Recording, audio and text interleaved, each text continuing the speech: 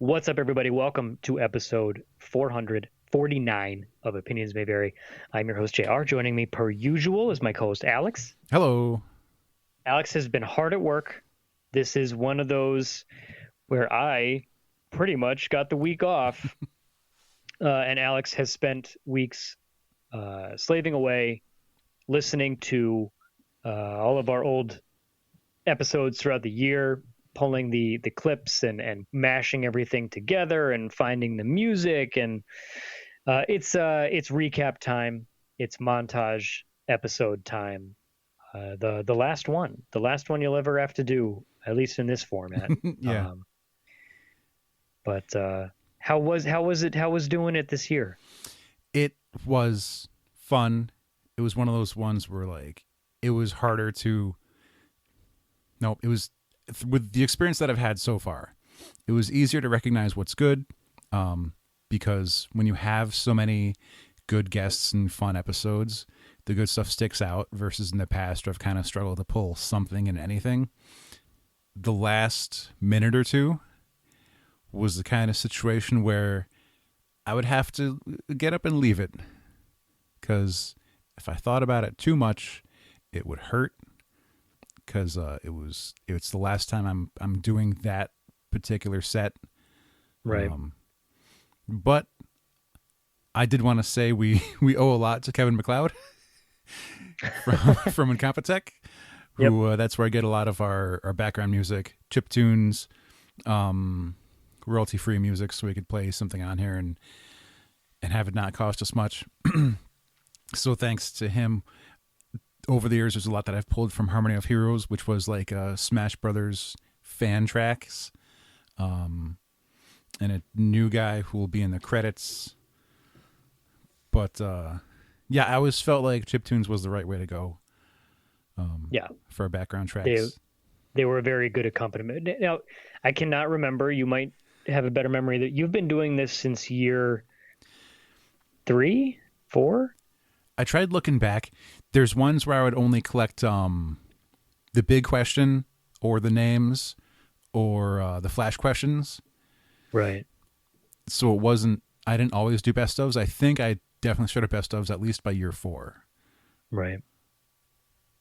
Something like that. Many, many hours. Because not only you have to go back. I mean, we did less episodes later on, but arguably they were significantly longer. But it entails going back and listening to the episode, and you can't just absentmindedly because you have to be paying attention to clip stuff. And I believe there's typically at least one snippet from every episode ish. Yeah. And it helps if I play them on like a 1.3 speed or something. Right.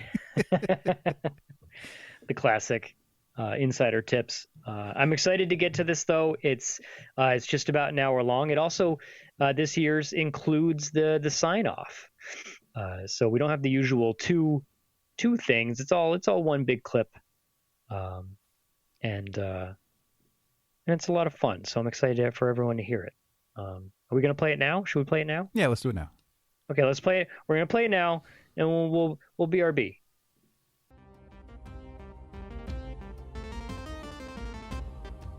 Joining us this week is a very special guest, a 7-time, according to Wikipedia, Eisner Award nominee, also a New York Times bestseller, Mr. Ben Templesmith.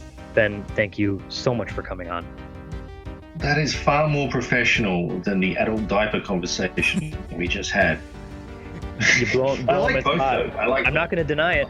We were literally about a minute and a half ago discussing adult diapers at conventions and trying to market it. I'm on a good idea, I think. I think that should be a thing. Mentioned instruments and synths. I just combined the word instruments and synths to instrasynths without even trying. I like that. I'm going to write it down for an album name. You can have that one for free.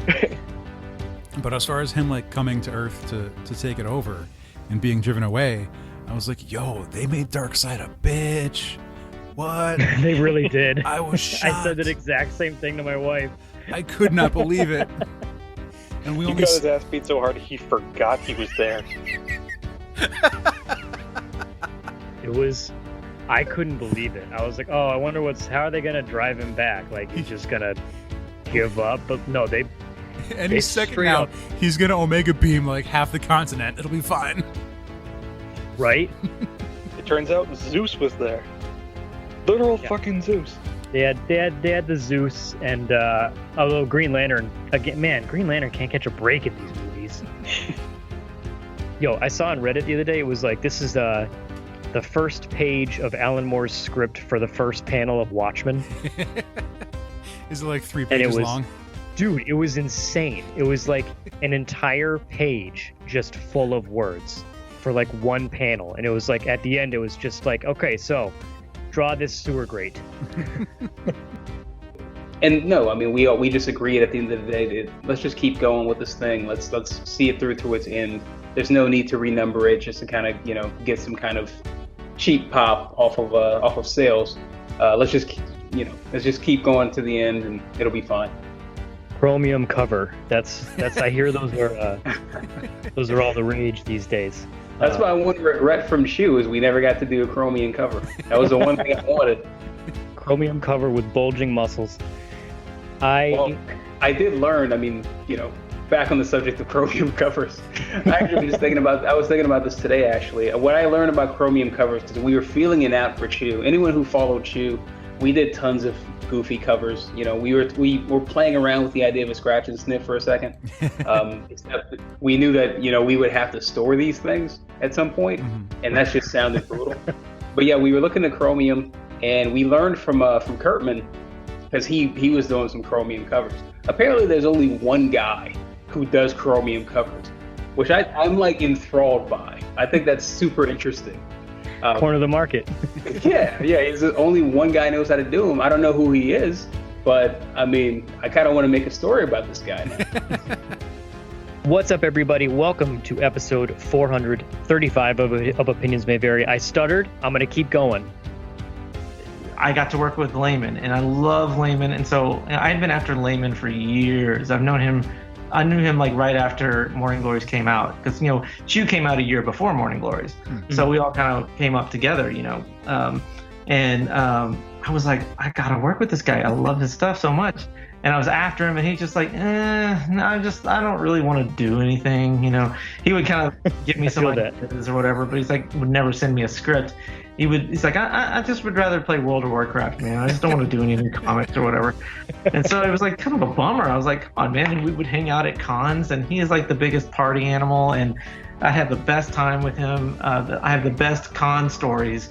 And that's another one I could just do a complete episode on. It's just my con stories with John Layman. But I'm sure he would love that.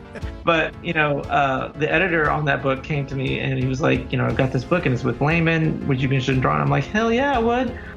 Were you working on this before that? And how long has this been ago? Yes. Well, I was at a shop previously. I left in about August of last year, just honestly because of like my own high anxiety and like ADHD needs. Like it wasn't anything against the shop. Like it was a very welcoming environment, but it was still a very open space. And I was in the middle booth out of 3 booths, and the other artists would be chatting, and then a client would walk in the door and the music would be going, and then my own client would say something and I would be like, what? Like I just like physically didn't have the bandwidth to be able to handle all of that while hyper focusing on permanent art. If I could do it all again. You still can. Get back in there. Right? I did it when I was 26, and I kept thinking, why did I wait so long? And then I kept telling myself, well, if you keep waiting any longer, you're just compounding this problem. Just get started. But if I could mention to your larger point, where people did not know a lot about back behind the scenes, special effects, is the Universal Tour. A lot of that job was explaining these things to people about how films were made over the years. And I really feel I was there long enough. I'm sure it's not quite as simple as this, but I felt it at the time that for a while you would say, a guest would say, how did they make the Red Sea part in the Ten Commandments? And they say, well, they took a block of gelatin and they cut it in half and they melted it and they reversed the film so it appeared to melt away from itself rather than back together, and this complicated process.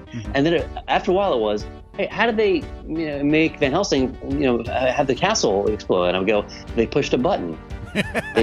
They had software and they did it in front of a green screen. And every story sucks. Every story is nothing. There's a green screen and a bunch of eyes on. I mean, not that there's not artistry at work here, but there's no fun of the practical effects, as we'll mention. They're so much more satisfying to see. So that it got kind of tiresome after a while to say, well, everything now is CGI. Your shot, like, why not? Just go for it. Yeah, and I totally had closed out the page at the first look. I was like, there's no way. There's absolutely no way. And I'm glad I did. That's why, there's people at the shows that would say, we want to get into voice acting. What do we do? And I always encourage people, if you want to do it and you see an opportunity, as scary as it is, go for it. Because a lot of times, too, if you don't get accepted into something, you'll get feedback, and that helps so much. And you could get accepted and not think you can. You believe in yourself more. You gotta believe in yourself more. Right. Have you announced your official last episode? Like, do people know the number? Yeah. Yes. Yeah. Probably. I'm pretty sure. So the last one, 450. Yeah. Yep. So I take a lot of pride that I was 10 episodes from the beginning, and now I'm 10 episodes from the end. Like, it seems like perfect bookending for me, and it means a lot. Come on, like you can't write that kind of drama. How can I observe Fake Theme Park and learn some kind of conflict resolution that Fake Theme Park's HR might have to deal with all the princess drama? And how could I use that in my own life? Yeah, I'm not sure. HR is a pretty ineffective department at the park. I'm not sure. I mean, they may not be fully staffed. I think you go into the HR department, it's like just raccoons running around. So like that one. Yeah. The other artists that you have working with you. Yes. How did you come about finding them? Did you already know them, or did you like put out a call for who wanted this environment? And how did you get them? Yeah. I'm actually extremely fortunate. I kind of had this like little idea in my head. It was kind of burgeoning. I was like just starting to look around at real estate, that type of thing. And I actually had 3 of the artists that are with me currently, they reached out to me individually. And they said, just on Instagram, just said, hey, I'm a female tattooer. I'm a femme tattooer. I see that you're doing your own thing, and I'm so excited for you, and that's awesome. And I was wondering how you did it, if you had any tips or tricks, that type of thing. And I was like, here's all the information that I have. Like, we don't gatekeep information. Like, if you want to go out on your own, that's amazing, and you should. Counteroffer, what if you came and worked with me? The most important things you can talk about as creatives in your work life, in the industry work life, is how do I make a living off what I want to do versus, oh, I have to draw this for this company now, versus I just barely can pay my rent, but I'm doing what I love. What if you could do more than that? It's like, these are, to me, that's really important. And I know there's a certain segment of new creators or people around that kind of look down on making money and like, well, we all need it to live, unfortunately. And I don't want to have to make a GoFundMe. I may have to at some point, who knows. But your ultimate goal should be to make money. That's not a bad thing. I'm a socialist capitalist. I'm left as possible on some things, but also I'm certainly a small business independent capitalist that way. I need to generate income from what I do creatively, and I'm trying, and I've had some success, and I'll happily tell anyone, all of that stuff, how I've tried to do it and what my plan is or was, because I think anyone can do it once you build an audience. Obviously, I did have a certain film thing crop up very early in my career that gave me a head start, so I'm a bit lucky that way. But anyone can still do it. You can come from nowhere and do it. Daniel Warren Johnson's doing it. I've seen him grow and grow, man. He's huge. He's great. And Dragonfly has made a much better go of it than Dragonfly Man has, because Dragonfly Man has to deal with Jordan, the Omega version, the Earth Omega version of Stinger, who is, one part Jason Todd and one part the Punisher. Like he doesn't even stop to ask questions. He just shoots. Yep. I definitely get a vibe of it's just like disappointed dad. It's like, absolutely. Absolutely.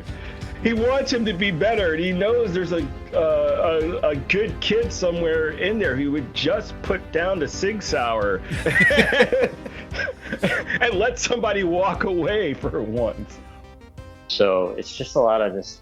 Oh, okay, like this is what I'm doing, which I think is the thing that I was always looking for when I'd like go to conventions or I go hear like filmmakers or writers talk about their stuff. I always wanted somebody to give me like the magic sauce. Like what's the thing? Like, you know what I mean? Like, yeah. Give me the cheat code. How do you get God mode on creativity? What do you do? And it's like, fuck, it's just like a fucking RPG. You just do it a lot. Got it. It's just, for me anyways, it's really just repetition. Actually, and to even tie it back to our conversation about the old guard and the new guard, like Matthew Mercer DM'd for Stephen Colbert. Dude, like, that was so good. Yeah, right. But that is a brilliant example of an old guard, new guard, and like to reference that. And if anyone listening hasn't seen that, do yourself a favor, and then also go watch the interview with Joe Manganiello and Stephen Colbert, where they just talk about D&D the entire show. Where like Stephen goes, "This is going to alienate most of our audience, but I don't care." But like it's a prime example. Like Stephen Colbert is an old guard guy, so to hear him talk about it, you're like, oh yeah, like like he got mad. Like Joe Manganiello tells him, like, my D&D character's a Dragonborn, and Steven goes, "What? You can be a Dragonborn?" He goes, "Yeah." Like they introduced the race in like the earlier D&D. He goes, "Well, when back in my day, you had to earn it, and it was a funny bar, but it's a good example." Yeah. But then to fast forward in the Red Nose Day gameplay, Matt Mercer made a great point where Steve goes, "Yeah, like in my day, we had the red booklet, and then you had to do this, that, and the other thing, and if you couldn't do this, and we didn't have maps, and we didn't have this, and everything wasn't laid out for us." And then Matt, like politely with a smile on his face, just kind of goes, "Yep, and you remember how hard it was to find people that wanted to play with you?" And it had enough of a fan base that the fans were going to shops telling them that they should get behind this. And so we had a nice ramp up to kind of get sales going, but I can't remember exactly how many. We did like 24 store variants with Phantom Star Killer. So it was crazy putting that book together and doing 24 different variant covers and everything. But yeah, it sold a ton of copies. It was awesome. Just hearing 24 variant covers. Yeah. The logistics, and not to mention the talent and creativity needed to put that together. Like everything, it's so easy, especially now and over the last 18 months, to just to just be sad and I don't want to do anything, and I want to be lazy today, and I'm gonna play video games all day long. Oh, I'd love that. But like cute little old ladies would like come up to the table and like flip the third panel, but they'd always fucking smile or like chuckle to themselves, and I'm like, whoa, what's going on? I expected them to like freak out and be like, get this man out of here. They're disgusted, but like no, actually, like they're remembering their past. Yeah, exactly. Like grandma goes hard. Like she was like, yeah, I got away with murder. Oh, that brings me back. Right? And that's actually why, like when I was a kid, I liked hanging out with old people, because they always had like really crazy cool stories, and they knew shit. You can learn a lot by like knitting with old ladies that live next to your school. The word "no fear" isn't the right way to put it, but I start from point A and go to point Z. It's sort of, I guess it's kind of like my work ethic when I'm doing a book, for Marvel or DC. A lot of artists would pop around different pages and do like a pinup first and a cool page next. And then by the time they got to the end of the story, or the end of the deadline, they were doing all the boring pages. I always did page 1 to page 20, just straight through. And it's sort of just how I work. I just start at the beginning and just get going. When I do the crazy 2-page spreads that I'm known for, with a lot of detail on the characters, and the spread of hell in Volume 1, I never really think about it at all. I just start at one corner and work my way across the page. as far as I want to kind of get back to talking about comics, one thing that I'm interested in, especially being in the business, for so long, having worked on so many different books, I'm interested in your take on where the business currently is. How do you think the current state of comics, have things changed for the better? Have things changed for the worse? Like, what's your thoughts on where comics are today? I think things have improved. I think a lot of that improvement is that there are more diverse creators involved, which is always a good thing. It's always a really good thing. Absolutely. I think there's room for improvement, obviously. I mean, it's not perfect. Nothing's ever perfect, but I feel like the industry as a whole is slowly growing and changing, but society as a whole is slowly growing and changing at the same time. I feel like we're at this inflection point just in our daily conversation about who and what we want to be as a people, and I think that's reflected in our media. So I think that you have more women working in comics. I love the fact that there are more women getting the opportunity to do like mainstream superhero comics, for example, as opposed to being relegated to like kiddie books or Barbie or what have you. I like that there are more LGBTQ creators involved in the industry and bringing in different voices, different stories, more Latino creators, more Black creators, more Asian creators, telling their stories or telling stories from their perspective. And again, there's always room for improvement, but I think things have gotten better. Well, that's actually a good thing, because that means you if you're like literally a fanboy, you will ask questions that regular idiot people, not idiot, cut that out, idiot people. Where do you get your inspiration from? You actually have a real conversation. That's good. Right. That's a good thing. That's why people are listening to your podcast right now, because they want to delve in, right? His whole point was like fail faster, which I think is actually a really good way of getting better at something. By failing, I've always learned way more by doing something wrong than getting lucky and just kind of getting away with it. Well, even doing this show, the number of times where we've gotten it right, and then we go, how did we do that? Like, we're not really sure.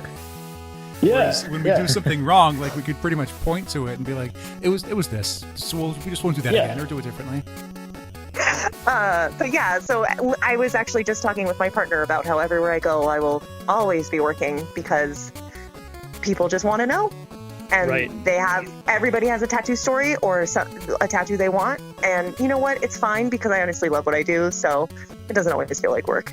True. Luckily, people like Alex and me get to hide behind the fact that, we have a podcast. So we're making content. And then we get to ask you the same old questions that everyone else asks. Right. Well, I bet sometimes you get the whole, oh my gosh, I want to make a podcast, and here's my idea, and they just pitch it to you, and you're like, You're like eating a sandwich, like mid-bite, like, Right. And honestly, like most of the time, it's just do it. Yeah. You thinking about making a podcast? Just do it. You thinking about getting a tattoo? Do it, dude. Just do it. I know. They always say it. They're like, I'm waiting, and I'm like, well, I mean, life is short, man. Like, go get your tattoo. Like, you deserve it. So. But no, I don't know which one. Which one did you get? I have Conan's mom. Oh my gosh, that's my favorite. That's right. Now that you mentioned it, I remember the conversation. Yes. He's totally making it up. He does not remember it, really. No. Because I was like, what the funny part is, that one lasted a while on my table at different conventions, because people would come up and they'd be like, I like this one, but I don't know what it is. And I'm like, go away. If you don't know who this is, I don't even want to talk to you. It's some lady with a sword? Yeah. And she's like holding a little boy, and she's got a big sword, and I don't get it. And they're in the snow, and it's like, dude, everyone who's... And then you would get the random person that walks by, and it's like, dude, that's Conan's mom. And I was like, yes. I remember we went up to you and we were like, oh, hey, we did the scavenger hunt. And like, we told you about the tie thing. And you gave us this look of like, what the fuck? Was it like a knowing what the fuck? Like, oh, it makes sense now? It was It was more like I don't really trust this quite yet. I'm waiting for you to finish telling me the story. The two of us goofballs, we walk up and we say, so you're in our scavenger hunt. And to us, it's humorous because we know you always dress so well when you go to conventions. You're wearing a full suit, a vest, and a tie. Mm-hmm. So it's like, what color is this tie going to be? And we say, we have a scavenger hunt and you're part of it. And you go, I don't have to do anything, right? We're like, no, sir. No, they can just look at you from over there. Dudes, I have to tell you, okay, you may have introduced me to the concept of scavenger hunts. Like, in Australia, growing up, I've never heard of the damn thing. I don't know anything about such thing. Same as a potluck. These are things, like, I learn things as I go. But also, I was terrified that I had to do something and that I'd been roped into something without knowing what the fuck or agreeing to it. So it's like, what is this? What, scavengers? It's like, is there vultures involved? What the fuck? Yeah, I could see where the disconnect and we were just hanging out after class, and I was like, "Hey, you think it could be like a crime story in like 3 panels?" And we just said, "Fuck it, let's try." So yeah, we put together a little team. I found an artist. We just saved up 2 months worth of posts and decided to do a blood oath to put out at least one a week. And that's kind of been the last couple of years. It's just, no matter what else is going on in my life, there's been a lot. Just always having that consistency of putting something out. It's one of those things where I never expect to know how something started or initiated or what the first idea was. And I would have believed you if you said, well, we did a study and did a lot of research, and there was this whole class theory on like comic strips in the newspaper and telling a story in only these panels, but we have technology now, so we could put it online. What's the best format for that? Well, Instagram's free. And just coming up with, what if this works? Just hanging out with friends. Well, okay, so let me do a redo. So I was like chilling in my loft in Manhattan, just casually talking about geopolitical stuff with Leonard Cohen. And we just got really fixated on the number 3. Do you know what I mean? Like, the Trinity. I mean, it really shows up in a lot of different mythologies. Shout out to Joseph Conrad, RIP. And, along with an angel investment of $7 million. Which we embezzled, and I'm currently hiding out. They saw Marvel. Is that Marvel had these characters crossing movies, having a multi-cinematic universe. Universal began that. They truly did. It was the first one time that ever happened in film was the fact that it all began with one movie, when Frankenstein met the Wolfman. The idea that both these characters existed in the same universe, in the same time period. It's not even clear what time period we're in. You're talking about Europe between the wars. Yeah, there's horses and carriages. There's isolated areas. It's not quite clear. Are we in the modern era? Even post-war Europe was not in very good shape. So the idea that Frankenstein could meet the Wolfman was amazing. Was a mind-blowing. It had never been admitted in any of the previous films that the monsters knew each other, or their person knew that both monsters existed in their reality. So you have that, and Universal said, we want to do this for a very good reason. I mean, I can't argue with that. The idea of bringing that to the modern day, since Marvel did it, and even Star Wars is doing it on the big and small screen. One of the problems is these are bad guys. The monsters are the villains. So you really would need something like a Van Helsing to be in a bunch of different movies fighting them all. I think the monsters would gang up and be heroes and be the stars of the films. That's not really how they are in the 30s and 40s. So what are you supposed to do? Who are they fighting? A monster who's worse than them? Who's that? Who's worse than Dracula, who kills people? So they immediately had that problem, and of course the answer was first Van Helsing. Oh yeah. Is there a lot given those tight deadlines? Do you kind of have to like nail it on the first try? Like, is there a lot of push and pull? Like, hey, this isn't quite working. Or is it just, I mean, you've been doing it for 8 years, so I imagine you have, your finger on kind of like the pulse of the show. But do those deadlines do they leave a lot of room for kind of changing things up if it doesn't quite fit? I'm trying to think of the best way to phrase this without sounding really arrogant. I'm really good at what I do. No, I don't even know if it's that. I don't know if it's a luck thing or ultimately how important my job is, but it's very, very little pushback from what I send in. I have written over 5,000 pieces of music for the show, and I think I've had to redo 10. Wow. Okay, so this question has been burning my brain, and I've tried to research it. I've tried to look into it to get the answer beforehand just so we could talk about it, but I couldn't really find an answer without committing like 5+ hours to the research, which unfortunately I didn't have that kind of time. So with all that said, what in God's name is Catternese? I can't for the life of me. I think I kind of get it. It's like sort of there, like from context, but I can't figure it out. What happened during that run to spawn this thing? Oh God, okay. I love me a good Catternese story. So I want to say it was 2014, Pokemon X and Y was released. I love talking about this shit. It's not about plugging me. It's about literally anyone can do this, you know? If you figure out that you're actually giving an experience and it's not just on the page itself, it's the overall, hopefully people remember that, you know? That in this world of bullshit that everything's at the click of a button, having a true experience, a connection to something or someone to be made special in a different way, that to me, that is priceless. And that's all we can offer now because everything else is easy.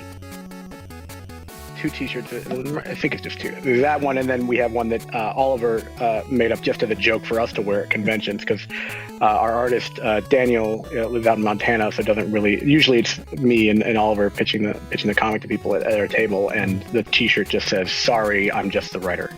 Oh, like if someone asked for a sketch. Yeah, so many people, "Oh, can you draw on it?" It's like, I could, but you don't want me to. You had said you didn't come to the podcast with a lot of experience, is that correct? Oh, almost no experience. and yet you've come this far. Somehow, I'm entirely self-taught. I started playing piano when David brought me onto the show. I thought, I should really take a crack at learning this instrument, and so I took a few months of piano lessons just to kind of get a foundation. No, I can't do it. It's just not. I don't get how people can just be like, "Oh man, I gotta puke," and they just make themselves do it. To me, it's during an episode one time. Alec, fun fact, and I wasn't gonna bring it up because I wasn't sure, but hey, it's last 12 episodes. You might as well just go with it. Let's go for it. It was one of the greatest things I've ever seen, and I believe we had a guest on that week. It was Brett. It was Brett? It was Yeah. Brett, and we were doing a Steampunk World's Fair recap. And I love that you remember that too. Alex at one point just gets up and leaves. And I think Brett was none the wiser. I don't think Brett was in the studio. I couldn't tell if you guys heard me, but no. Yeah, I mean, like, it's not going to happen unless you do it. Right? Yeah. And I get a lot of people that come up to me at conventions when there are conventions, and they'll show me their portfolio or whatever, and it'll be maybe all pinups or something, and I'm like, well, what is your ultimate goal? Do you want to just do pinups? Do you want to do covers? Do you want to do a comic book? And a lot of times, most of the time, they'll say, "Oh, I want to draw a comic book." I'm like, well, then you have to draw a comic book. Like, you have to draw sequentials, or else you'll never get that experience to show those pages to get better. Right.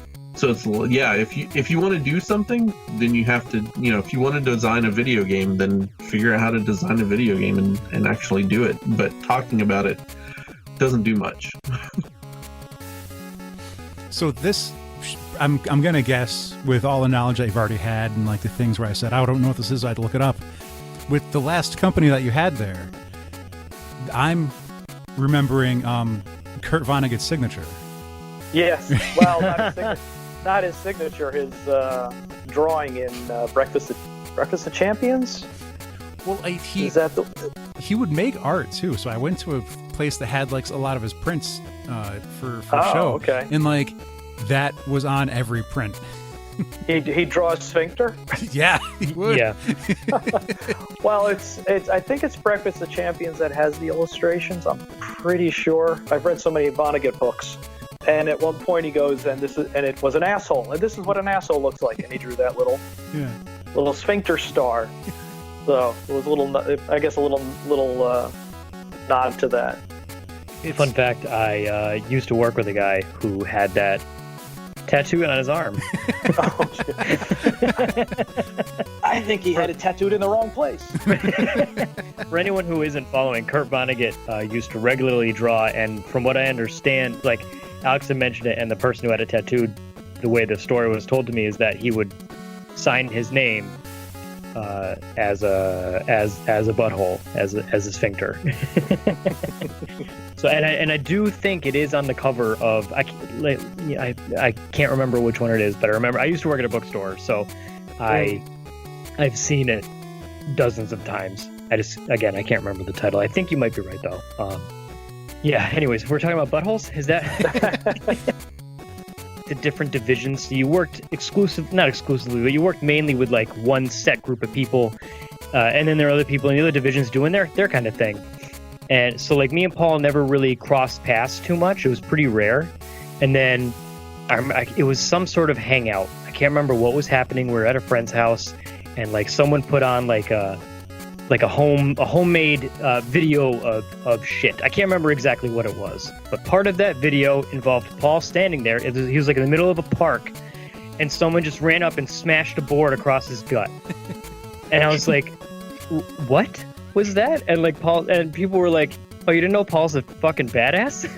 And I was like, where was this? I didn't know any of this. I thought this was just every now and then he's my Captain Cold, and I get to escort him on meet and greets. I had no idea that Paul had been trained and puts his body on the line for the sake of entertainment, which, again, we're going to explain what I mean when I say that. But anyways, Paul, what's it like being a total badass?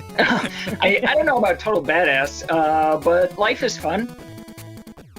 Fake theme park, at least the first time we talked, was one of the only times where people reached out to us to be like, yo, you got fake theme park? And I was like, first of all, I haven't talked to you in like 6 years. I didn't even know you listened to the show. How did you do you even follow us? But they somehow saw and like they were like, how did you get fake theme park? How did you know about them? And we're like, listen to the show. I feel like it shouldn't be a difficult choice anymore, that you could just go ahead and say, we don't need Uncle Ben. We could skip that. Like, we know Uncle Ben was a person. We just have Spider-Man now. Yeah. And there's the joke of, we need to kill the Waynes again to ensure a good harvest. Like, every few years, it's time to kill the Waynes. Gunshot, pearls, pearls, pearls. Right, moving on. Right. It's like, that's... Oh, I don't know if I've ever heard that one. That one. It says it all, basically. That tickled me.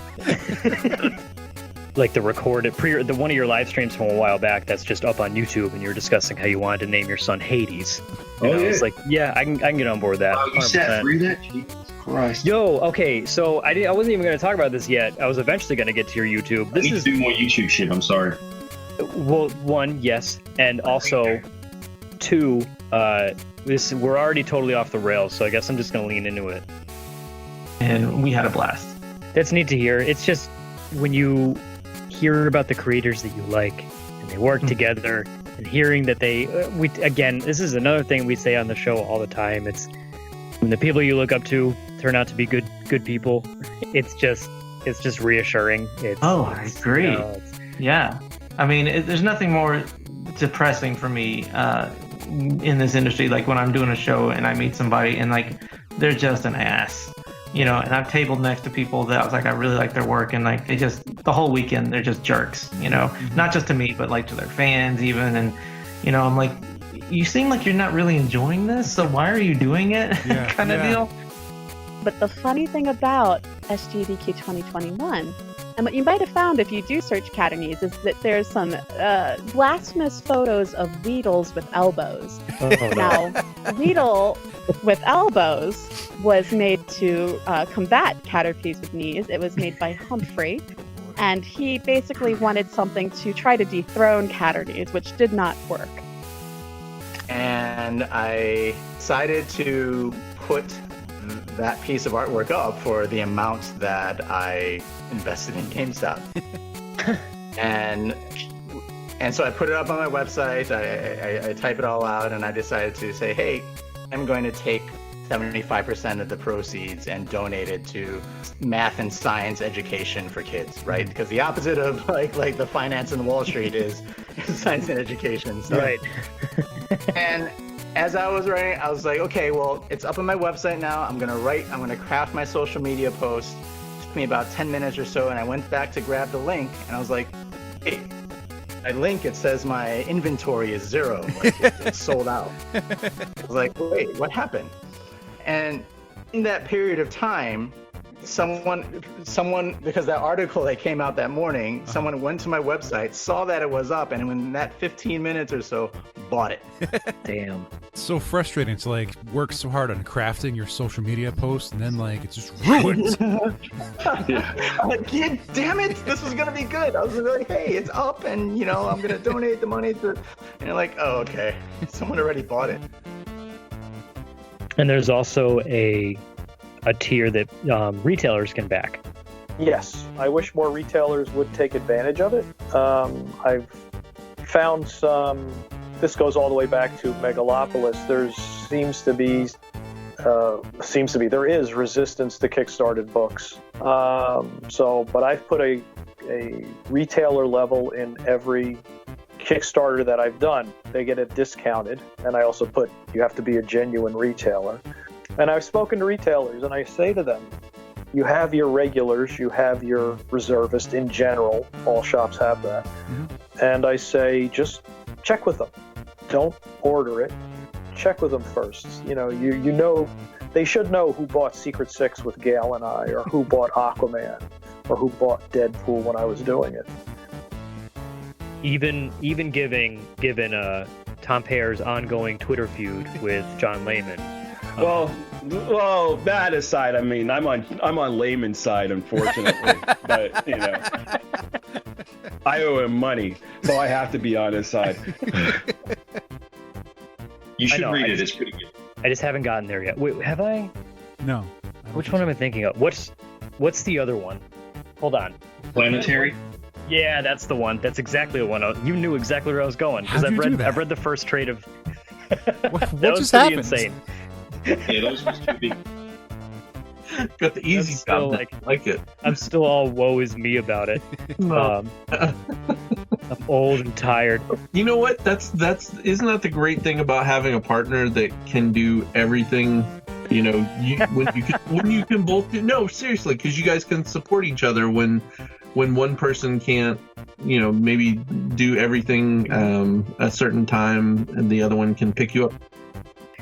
We're here to talk about what the two of you have been doing together, along with a third person who unfortunately is not with us today. But he's alive. Nothing. I mean, but he didn't die. Yeah. I probably could have worded that better. Maybe a little better. But I should have kept it that way, and we should have been like, God rest his soul. R.I.P. This book's for him. Going back way too far. Do you remember what your first issue of Green Lantern was? Yeah, it's Green Lantern 52, number 52. It was right after Kyle became Green Lantern. That's like right after. Like, yeah. It wasn't 51. No, it's 50 was the issue where Hal became Parallax, and Kyle got the ring from Gantet. 48, 49 is when they destroy Coast City. Yeah. Right. Oh, okay. Yeah. Because I was trying to think, like, God, do I have that issue? Jerry's a big Kyle fan. Yeah, there was a time in my life where the first appearance of Kyle Rayner was the first like the first key issue that I like hunted down, you know, like even though it's kind of everywhere because it was the 90s, but that was one of the first times where I was like, oh, I really like this character. I want the first time he ever appeared. Have you been a part of crowdfunding campaigns before? Is this? Yeah. So the Oliver, who is no longer with us tonight, and I are my co-writer do a book called First Law of Mad Science. But they would traditionally give me 1 or 2 squibs and be like, you'll have 1 or 2 squibs. When I worked on Daredevil, they're like, here's your jacket of squibs. There's 9 on there. And then even like we had the safety meeting and, you know, the crew was like, okay, so just so you know, we've got most of the stuff on the table. The glasses and stuff is wired to explode. This wall over here is wired to explode. This wall over here is wired to explode. So pretty much don't touch anything. It's probably charged to explode. So people that want to make cool stuff, and that's where I find like a bit more confidence in someone who's wanting to make their own thing to see what kind of support they've done for others. And so seeing 146 is a pretty good amount. So congrats to Oliver, you know, Lord rest his soul. Well, there's a joke in, you know, just in the indie comic circles that all the Kickstarter money is just the same $20 changing hands over and over again. Going back and forth. Yeah. A mug of tea before we started, so it's time to go to the bathroom. That means we got to end. Okay. So, yeah, was that too much? Was that too much information? Should I wait until we stop? You know, here's the thing. Like, you can go to the bathroom, and we'll just carry on. It wouldn't be the weirdest segue that one of us has had to cover. You know, we've been there. Yeah. We've been there. Really? Oh, man. But, we'll get into that in a minute. Okay, got it. Anyways, because you mainly work in watercolor, is that correct? Yes, that is correct. Okay, so we've talked with a couple of watercolor artists in the past, and I'm going to hit you with the same question I hit all of them. Yeah. How you do that? Well, firstly, you have to talk nicely to it. But nonetheless, following you on socials, like Mikey Bracco posts at least once a day, every day. Here's some art. Here's this thing I did. Here's like, pandemic be damned. Still making this thing, you know. It's and you also do it for a living, being like an art teacher. Like, oh, if you listen to one of our past episodes, Mikey's doing his silkscreen printing while we're talking to him. In the first appearance of Mikey Bracco, he was screen printing T-shirts the whole time. That sounds like me. Yeah, I like to stay busy. Thorn's form is revealed, and we're getting to it. Spoilers, by the way. And I don't remember like what headspace I was in at the time. I don't remember if I was like kind of tired or sick or something. But as I'm gradually turning pages, like I'm getting uncomfortable, and somehow, like it affected my existence. Like I when I got to that point, I'm like, am I tripping? I felt like I was tripping somehow. That day, that was messing me up. And I'm like, am I lost? Is this the same book? I don't know what's happening anymore. You disassociated like mad. Yeah, I take that as a compliment. I mean, coming off of Chew, you know, I think I had a chip on my shoulder a little bit. You know, I think with Chew, as successful as the book was, which was really surprising to all of us. You know, I still, like you said, I was the funny guy. And yeah, we did kind of cartoonish violence, and every now and again we'd have like a heart-wrenching moment.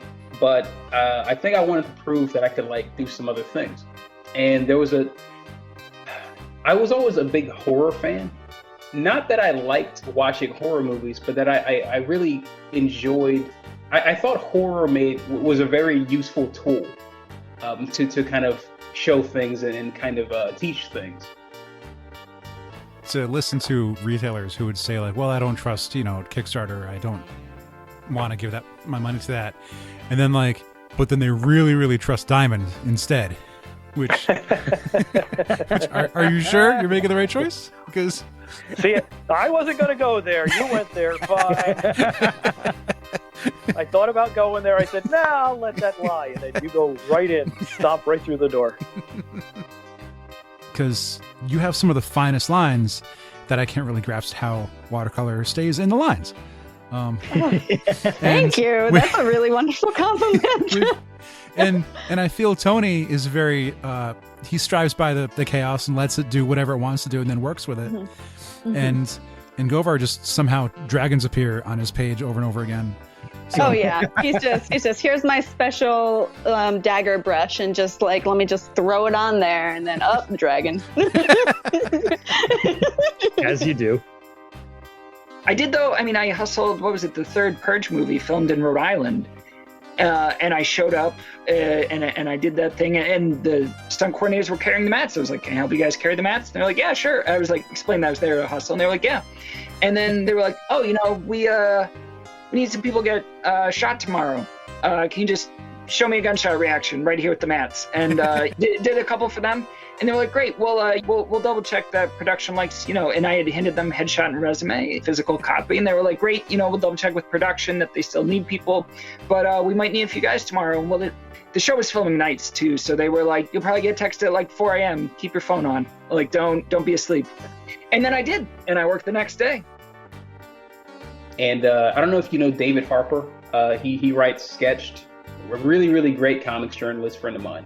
But he did some commentary on Farmhand years ago, and he said the exact same thing. He thought I was like the goofy comedy guy.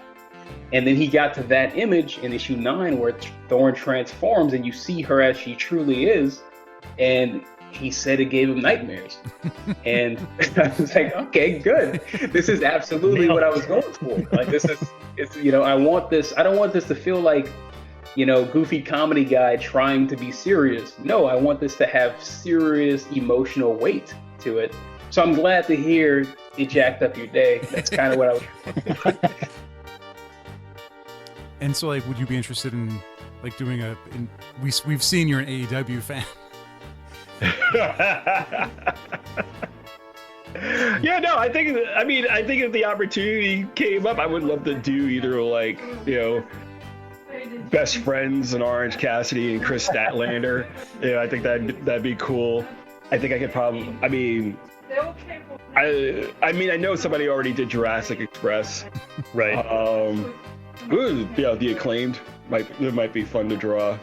Yeah, although I can't stand Max Caster. He's such a douche. Yeah, Max Caster's a bastard. Makes fun of all my favorites in his raps. And I was watching AGDQ 2019 and just kind of was fascinated by all the different runs and the hosts. It was a couple of different hosts that I had heard that I loved their energy. I loved that they were, they got to interact with the runners and they got to talk about video games and they were doing this all for charity, which is amazing. And I just thought how it would feel so good to kind of bring a voice to those comments that are donating, and I just really loved it. So I was talking to one of my best friends about it, and he said you should apply, and I told him no, they'll never accept me. We're seeing a theme, right? I was gonna say there's a habit. But I did it anyway. So my first time applying for host was SGDQ 2019, and I got in, which was an absolute shock to me. That bring people joy, and bring yourself joy as well as the creator. But the fact that it meant something to other people, that is worthy in and of itself. I have to interject. You saying you won't delete it. I have to argue you can't delete it. I can't tell you how many times that your humor has been shown to me by people who know that I've worked in the theme park industry and still do, and gone, "Oh, Will find this funny." That it's going to live on. It is its own thing, and there's going to be people who will rediscover this years from now, whether it's directly from your page or a share or one of your books, and they're going. I look forward to all of the pop-ups and the resurgence of it, and how many times it comes back to me. And I almost didn't want to ever know you because it's this thing of infamy for me. When I first started reading the tweets and Facebook, some of the jokes that you made or the posts that you had were hilarious, and others were just too true that they almost hurt. Yeah. And how are you? I'm gonna answer for you. You're tired. I was just gonna go stressed. A lot of stress, but because you are one day removed from like the grand opening of local theme park with all the scary stuff happening. So, and there was a couple of kerfuffles. Oh dear, I'm gonna ask you about those offline. Okay, we're good. You're good. You are. Like, we're good. Are you recording now? Yeah. Now I get why at the beginning of every episode of the Penny Arcade podcast, Mike goes, "Are we recording?" I get it. I totally get it. Because when you can't see it, anyways, I can't help it. I know we've been trying to avoid like sounding so. No, this is different because we're literally talking the more business side of it. I hope some creatives are listening to it to plan for the future if they're starting out or whatnot. It's like, this is how I've managed to eke out a living. I've met John once briefly. He doesn't remember it. I was actually a fan of his before we ever started working together. But he, sends me the script. I freaked out because I was actually just looking to like really make the leap into full-time comics. So he emailed me out of the blue, sent me the script for Chew. We were on the plane over to Comic-Con. He was going to be there the next day, so we get to meet and talk about it. My wife reads the script, and she looks at me and says, "This is amazing, and this is absolutely perfect for you, and you're going to kill it." And that I knew that was a big deal because my wife is not a comic book person. She likes David Mack's stuff, and that's pretty much it. So I knew, holy crap, this could be huge. If she likes it, this is going to be a big deal. He does the work. He sends out all the emails and is like, "Hey, we do this podcast. Please come talk to us." And he was like, "So I have someone," and I was like, "Okay, what's up?" And like, it was like oh shit, what? Because it's really neat. It's neat to be able to talk to people who we admire. It's one of the best happy accidents of starting the show is it gave us an excuse to talk to really cool people within the industries that we're big fans of. I'm just a dude. I like chatting, obviously, about the industry and stuff, and right. how to be entrepreneurial about it. Because I've done everything wrong and a few things right in my time now that I'm an old man. I'm excited to see what's next. Congratulations. Thanks very much, and to you as well. The 10 years of the podcast. Obviously, we commiserate on the same issue of what it's like to end something so meaningful to us. But it's a great accomplishment. Plenty of podcasts get started up by schmucks, probably someone like me, that just fade away and come and go. And then you kept it up again without going out and meeting people during the pandemic, and still keeping it going every other week, which is that's just 25, 26 of them a year. That's very impressive. So congratulations to you as well. Thank you. Hey, thanks. So speaking of, we did it. Alex, go ahead, because I was going to go off topic. I have an art question. So I guess one of the things we did it again. We're so good at it. You'd think we'd learn. Go ahead, Alex. Now we're just trading COVID stories, but like the first time my wife and I ordered a pizza, the pizza showed up and it's like, open the box, take out a slice, wash your hands. Oh shit, I forgot to close the box. Close the box, wash your hands. It's got to put the box in the fridge, wash your hands. we actually went so far as to set up a little metal sheet that would like go in the oven. Okay. Bring home the pizza, yep. Open the box, grab the wax paper, slide the pizza onto the sheet, toss the box out in the yard, wash our hands. Oh, brilliant. in terms of getting back and opening up, we've mentioned COVID a bunch of times. Mm-hmm. How has the pandemic, COVID, anything changed your approach to tattooing? Like a lot of people, say I'm wearing my mask indefinitely. I like wearing my mask. I don't have to smile anymore. It's and like that's not why I wear it. Right. And then also like I haven't been sick in over a year. Yes.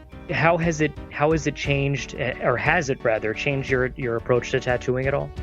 My physical approach of like my actual space didn't change at all. I hospital grade clean that room at least 3 times a day, including like the light switches. Like it's literally, my 2 health inspectors in counties in Colorado have called me an overachiever at this point, which I'm actually very proud of. They said it mean, and I was like, okay, thanks. Like, where's my ribbon? Right. But so physically, yeah, right. Could you just sign it? Thanks. Gold star. No, just kidding. Yeah, I would not wish that upon my worst enemy. Maybe my worst enemy. That's about it. There's always like there's that fight. It's like a battle between, do I want to document what's happening so other people like understand the experience, versus do I want people to see me at my weakest? It's like it was. I actually found some of the video about a year later, like Google or they kind of said like, oh, this is what you were doing a year ago, and I actually found some videos that I never posted. You're like, oh, dying? Yeah. I was like, oh shit, I was dying. Yeah, I found some videos and I was like, maybe I should post it, but then again, yeah, it's exactly what you're saying. Like it's you at your weakest. Yeah, and it's really awkward. It was amazing that in a period of, from the time we went to a convention to the time that we recorded, we went from a time we were comfortable being at a convention to a time we didn't even feel good being in each other's houses. Yeah. Even one of the biggest ones, I made a whole PowerPoint because I had all this time, because we didn't have time, of as it got closer and closer, as the pandemic was sort of going away as we thought, I made a little PowerPoint called Reopening, a Terrible Idea. Yeah. There's a whole bunch of slides, how we're going to deal with food, how we're going to deal with the rides, and that is like top 10 content of like all the theme park employees. Again, these mostly as employees, not just regular people going, yeah, we don't want to reopen. Yeah. I can't. I just can't. I was asked as part of my job during while continuing to work in a theme park. I was asked to put together an exercise about what would our Fright product, our Halloween product, look like if we were to open and be able to, safely operate. And so I was given this PowerPoint. I was asked to do notes, and the last slide, I literally put, just don't. All right. Are we still good with the squigs, Alex? Yes. Squiggles are great. Good squigs. Yeah. I like to think that like if we ever like launch a rocket, you know how they're like, go for this and go for that. You'd be squiggles. Good squigs is going to be what you deliver to the Squiggles or world. go for squigs. Okay. Articulate those splines. That's the one. Good. What's good the story, squigs? The squiggles on the tracks. Okay, that's what I was thinking, but nice. You're like an AV pro. Like you should know the technical terms for these now. Right. Yeah. I'm getting there. God. I've been doing more production work lately, and it's just they're just like the leftmost squig. It's kind of we need to raise that. Exactly. It's not at the right squig level. They get it. Yeah. Aside about that, his job used to make plugins for Ableton, so he kind of built me my own mastering suite within Ableton with dials, with terms that I like more than the technical jargon. Like squiggles.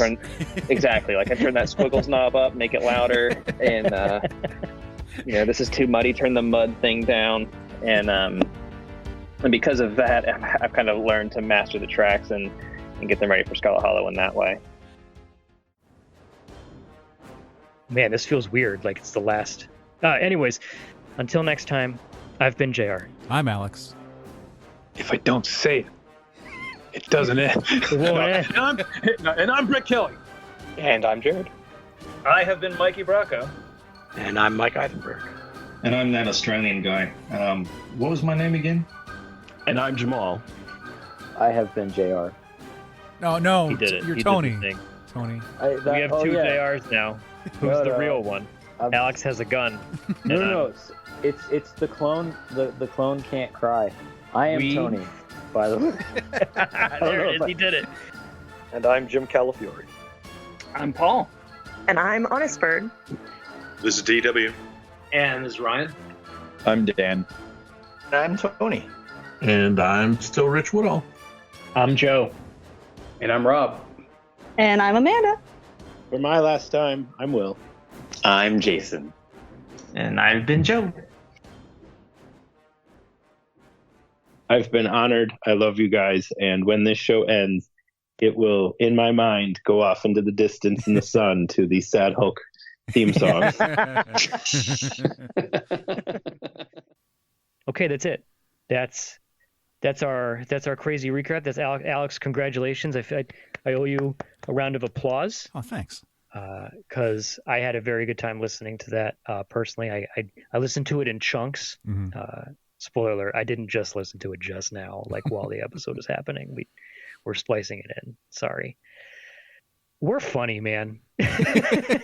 Sometimes I'm like, we're funny. It gets kind of weird sometimes going through and like listening to like my second draft or like close to the last run through and going, man, there's a lot of JR in this, but it's merited.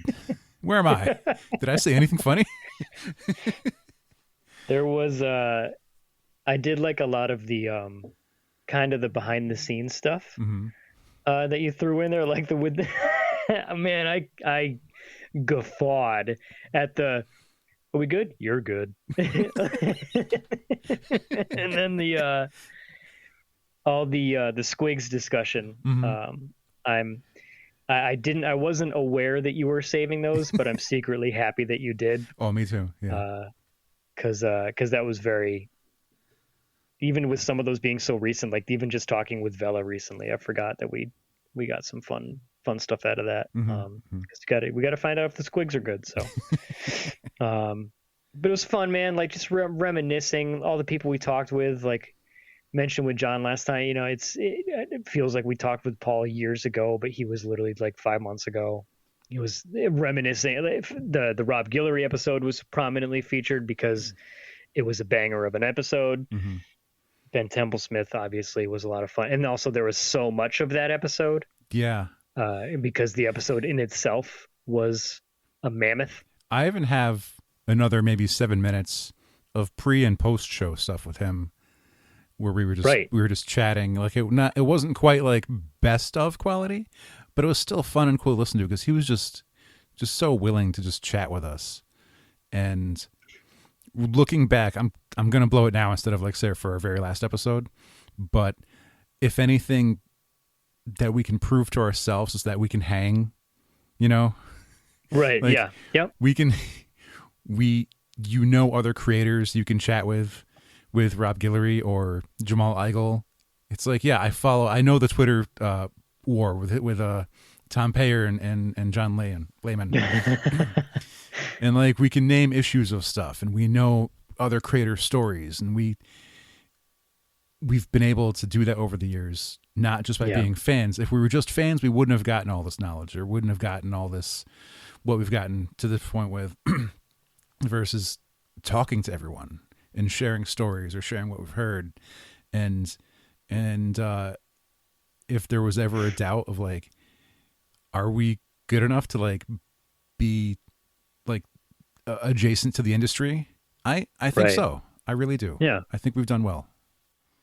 I think that's fair. I think we've come along. Like we talked about it in the call-in episode last time with the, if I could go over and do it again, like with the Keith Silverstein episode and how I had such a limited knowledge. I wish I could go back and have another shot at that one. But I feel like since then we've really like upped our prep game, making sure we understand who we're talking with. If we're going to pat ourselves on the back here, I think we've done pretty well. Yeah. Also, fun fact, it took until the last year of the show. We the show got us tattoos. With Laura Bird, one of my favorite episodes of the last year. Not only because it was a very fun episode, talking with someone that we'd never met before, talking about something that we'd barely ever even talked about to begin with, but then we also got to meet Laura when she was over on this coast doing a guest appearance, and the two of us both got tattoos. It's pretty neat. When she was doing my tattoo, and I got basically one of the internet memes of what are 5 things that someone would need to summon you in a ritual, and one of mine is a cookie. And so she was asking about each thing, and I was explaining my history and with them, and we got to the cookie, and I go, oh, I'm just fat. And she goes, and like, as she's tattooing me, she goes, big mood.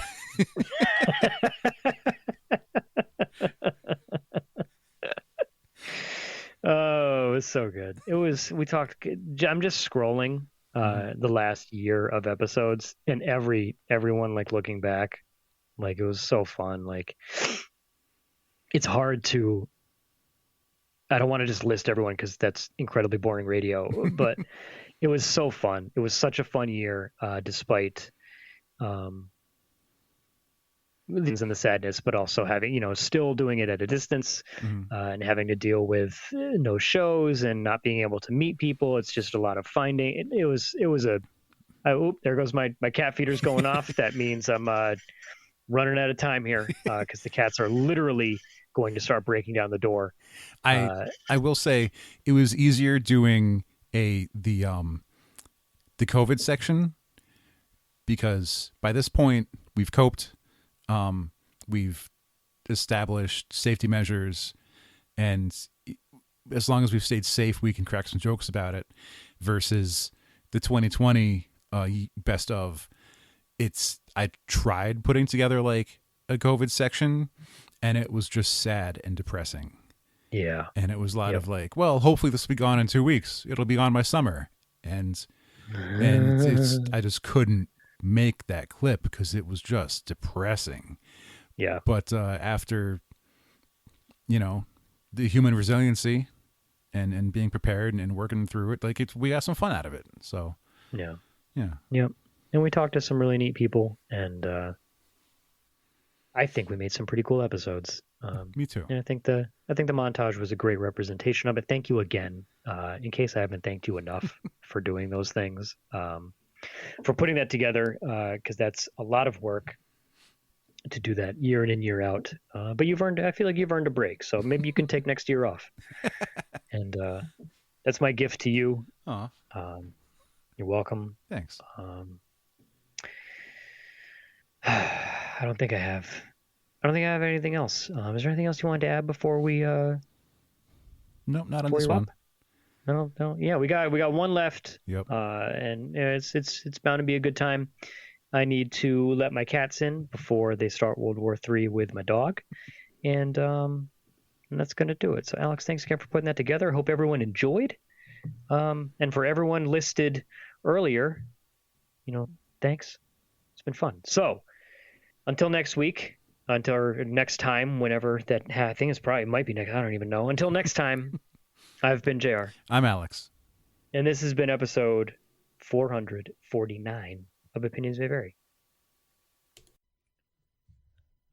Hey everyone, if you liked that episode, be sure to follow us on Facebook and Instagram at Opinions May Vary, and on Twitter and YouTube at OMV Podcast. You can also find us on Spotify or on our very own website at omvpodcast.com. And if you're looking for merch, we have stickers and pins available over at omvpodcast.bigcartel.com while supplies last. As always, thank you so much for listening. Let us know what you thought in the comments, and we will see you next time.